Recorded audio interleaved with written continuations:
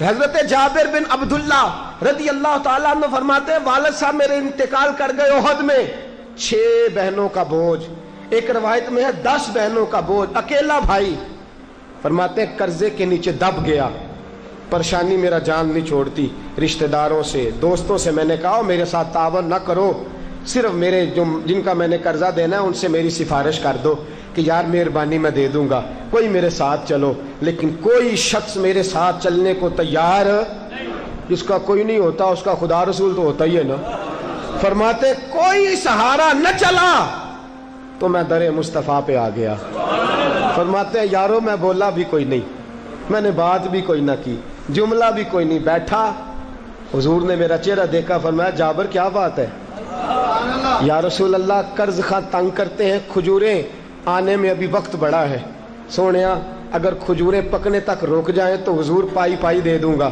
نبی رحمت صلی اللہ تعالی علیہ وسلم نے فرمایا اچھا، یہ نہیں فرمایا ابو بکر آپ جائیے، عمر آپ جائیے، یہ نہیں فرمایا رکا لکھ دیتا ہوں، معاذ اللہ جیسے ہمارے ہاں رواج ہے ٹیلی فون کر دیتے ہیں۔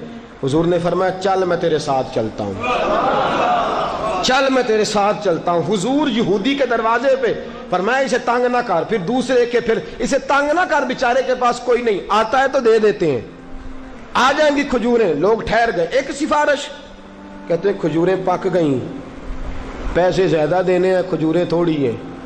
میں پھر در مصطفیٰ پہ، میں نے کہا سونیا پھر ضرورت ہے سفارش کی۔ فرمایا کیا ہوا؟ کہا سونیا فصل ہی کوئی نہیں ہوئی۔ حضور فصل ہی، جب انسان کے دن آتے ہیں نا ذرا خراب تو وہ ہاتھ رکھتا ہے نا جا کے سونے کو تو وہ بھی مٹی ہو جاتی ہے۔ کہا حضور پہلے الجھا ہوا تھا، اب ایک اور مصیبت ہے، فصل ہوئی کوئی نہیں، اور قرض خواہ روز پوچھتے ہیں کب کھجوریں پکیں گی، کب؟ حضور اب کیا کروں؟ پر میں کچھ بھی نہیں کرنا، میں تیرے ساتھ چلتا ہوں۔ کتنی بار گئے حضور؟ بولیے 2 بار حضور گئے، اور جا کے آپ نے ان یہودیوں سے کہا بھی ذرا رکو، تمہارے پیسے تمہیں مل جائیں گے، تھوڑے لے لو باقی پھر لے لینا۔ وہ کہنے لگے یہودی تھے نا، یہودی تھے، کہنے لگے جی آپ پہلے بھی آئے تھے وقت دے دیا، اب ہم وقت نہیں دے سکتے، ہمیں تو سارے پیسے چاہیے۔ حضور نے فرمایا اچھا میں تمہیں کہہ رہا ہوں نا کچھ لے لو، کچھ بعد میں مل جائیں گے، قرض بیچارہ پھنس گیا ہے، مل جائیں گے، صبر کرو، انتظار۔ کہنے لگے جی ہمیں تو ابھی چاہیے۔ اللہ کے رسول صلی اللہ تعالی علیہ وسلم نظر اٹھائی، چہرے پہ جلال آیا، فرمایا جابر تو کل کھجوریں اتار، اور ان سے کہا بھئی سارے آ جانا، انشاءاللہ سب کے پیسے مل جائیں گے، سارے آ جانا سب کے پیسے۔ میں نے ایک بار کہا تھا میری جھولی خالی ہے، اس نے اتنا نوازا کہ پھر مجھ سے سنبھالا نہ گیا۔ کل آ جانا میرے کریم سے گر، قطرہ کسی نے مانگا دریا بہا دیے ہیں، دربے بہا دیے ہیں، کہا کل آ جانا اور سارے لے جانا۔ حضرت جابر کہتے ہیں میں نے کھجوریں اتار کے رکھ دیں، اتنی ساری کھجوریں، پیسے بے شمار۔ فرماتے ہیں حضور آئے، دور سے خوشبو بتانے لگی کہ تیرے محبوب آ رہے ہیں۔ عرصہ ہوا طیبہ کی گلیوں سے وہ گزرے تھے، اب تک ان گلیوں میں خوشبو ہے پسینے کی۔ فرمایا دور سے خوشبو آ کے حضور آ رہے ہیں۔ حضرت جابر بن عبداللہ فرماتے ہیں مصطفیٰ آئے، قربان جاؤں سونیا تیری ادائے دلبری پہ، تشریف لائے، ایک چکر کھجوروں کا لگایا۔ فرماتے ہیں طامت سمیٹی، اور خدا کے رسول کچی زمین پہ میرے کھیت میں ہی بیٹھ گئے۔ ایسا کوئی محبوب کہیں ہوگا نہ کہیں ہے، دیکھو بیٹھا ہے چٹائی پہ مگر عرش نشیں ہے، ملتا نہیں کونین کو کیا کیا تیرے در سے، ایک لفظ نہیں ہے جو تیرے لب پہ نہیں ہے۔ فرمایا حضور نے فرمایا تول اور دے، تول اور دے۔ فرماتے ہیں یاروں کو تو مسئلہ ہی کوئی نہیں تھا نا، فرماتے ہیں میں نے کہا لے لو بھائی، آؤ لے لو، آؤ لے لو۔ فرمایا میں 2-2 کلو اضافی دیتا رہا، 2-2 کلو لگیاں نہیں موجاں تلائی رکھی سونے، کہا میں 2-2 کلو اضافی دیتا رہا، سارے دے کے نا۔ فرمایا حضور اٹھے، نبی کریم اٹھے، فرماتے ہیں میں نے کھجوریں دیکھی، میں نے کہا سونیا یہ تو پہلے سے بھی زیادہ ہو گئی ہے۔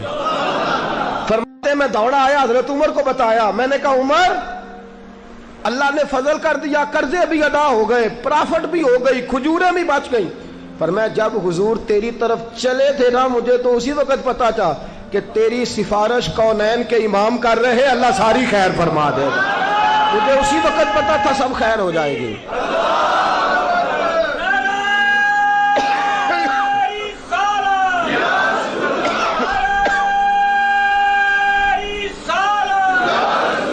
کرنی چاہیے نا سفارش اچھے آدمی کی. جی تو نہیں کرنی، تھی بول دے نہیں پہ میرے نال گل ہی نہیں کرتے. اچھے آدمی کی سفارش کرنی چاہیے. کوئی بیچارہ الجھ جائے تو اس کے کام آنا چاہیے. اچھا بندے کو لوڑ نہ پیسے اتیامی پہ بندے پوچھ دینے کو لوڑ ہوئی تو دسیا جی جس لیے بیچارے کو نہ ہون تو وہ آکھے بھی اتیاں نے یار تم 8 دن پہلے دسنا سی. یاد کام آج پڑا ہے 8 دن پہلے کیسے بتا دیتا. جب کوئی نہیں، جب ہیں پیسے تو سارے بھئی کوئی حکم ہو تو بھئی اب تو میں تیرے لیے پھانسی کا ہی حکم کر سکتا ہوں، کام تو میرے پاس بڑا ہے. بھئی اس وقت عجیب معاملہ ہے ہمارا. سرمایہ دار آدمی کے پیچھے پیچھے جائیں گے، پتہ ہے یہ مالدار ہے، اللہ کا شکر ہے، پیچھے پیچھے بیٹی کی شادی، حضرت صاحب کوئی حکم، سیٹھ صاحب کوئی حکم، چودھری صاحب کوئی حکم. بھئی اس کو کیا ضرورت ہے حکم کی، کسی غریب کو پوچھ. ایک شخص عمرے پہ جا رہے تھے، میرے پاس آ گئے، کہنے لگے معافی مانگنے آیا ہوں. میں نے کس بات کی؟ کہا جی میں آپ کے پاس جمعہ پڑھنے آتا ہوں. میں نے کہا رشتہ داروں سے معافی مانگ، جن کے ساتھ تیرے تعلقات ہیں ان سے معافی مانگ. جمعہ پڑھتا ہے، ادب سے ملتا ہے، چلا جاتا ہے. اسے رسم نہ بنا، جو اصل کام ہے وہ کر. ہم کیا کرتے ہیں رسم. بھئی جناب مجھے معاف کرنا، میں عمرہ کرنے جا رہا ہوں. بھئی میں نے معاف کر دیا ہے؟ کوئی نہیں، یہ اس نے پوچھا ہی نہیں. بھئی آپ حکم جاری کر کے جا رہے ہیں کہ معاف کر دے مجھے ورنہ دیکھی جائے گی. معافی مانگنے کا مطلب تو یہ ہے کہ مانگیں اور منوائیں کہ مجھے تو ہم نے رسومات کا نام رکھ لیا. بھائی چارہ رسومات نہیں.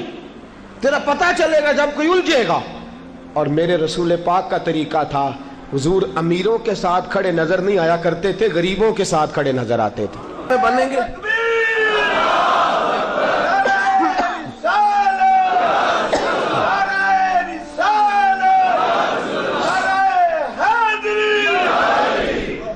فرمایا سفارش کرو، تم بھی کرو اور میں تمہاری سفارش کروں گا بھی. تو سفارش اچھی کرنا، اچھے آدمی کی سفارش کرنا، اس کے سفارشی بننا، اس کے ساتھ چلنا. آپ نے ایک اچھے آدمی کے ساتھ اگر تعاون کیا، میرے رسول پاک کے لفظ کیا ہیں؟ فرمایا تو میرے کسی امتی کی ایک مشکل آسان کر دے، اللہ قیامت میں تیری 70 مشکلات کو آسان فرما دے گا. وہ دائمی ہوتی ہے، وہ مستقل ہوتی ہے. تو سفارش کریں. آج بندہ تگڑا ہو تو دسترخوان پہ راشنی ختم ہوتا، اگر پھنس جائے تو وہی بیچارہ. اگر کسی شاعر نے کہا تھا وہ تیری آنکھ ہو یا سنگ ملامت کی چبھن، ارے کون پہنچا ہے میرے درد کی گہرائی تک.